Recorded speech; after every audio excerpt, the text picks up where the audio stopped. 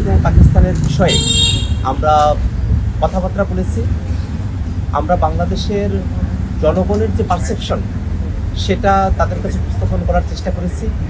জাতীয় নাগরিক party NCP মনে করে বাংলাদেশে বিগত সময়ে পাকিস্তান এবং বাংলাদেশের মধ্যকার যে শত্রুভাবাপন্ন সম্পর্ক ছিল সেখান থেকে উন্নতির সুযোগ রয়েছে এবং সেক্ষেত্রে বাংলাদেশের জনগণের যে পারসেপশন সেটাকে সব থেকে বেশি সেন্সিটিভ আকারে আমাদের বিবেচনায় রাখতে হবে।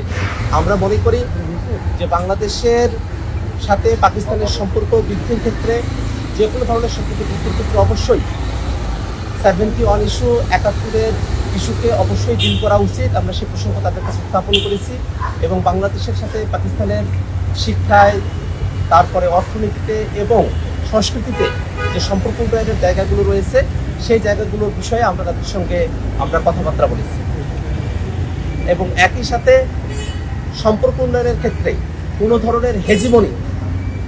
ধরনের হেজিমনি যাতে কাউকে প্রভাবিত না করে, কোনো ধরনের বিগ ব্রাদার সুলভ যে আচরণ সেটা গোটা দক্ষিণ এশিয়া নিয়ে আমাদের যে চিন্তা যে গোটা দক্ষিণ এশিয়ায় আমরা যেসব প্রতিবেশী দেশগুলো রয়েছি তাদের মধ্যকার সম্পর্ক হবে ভ্রাতৃত্বের এবং তাদের মধ্যে কোনো ধরনের হেজিমনি, কোনো ধরনের আগ্রাসন, কোনো ধরনের আধিপত্যবাদী মানসিকতা থাকবে না।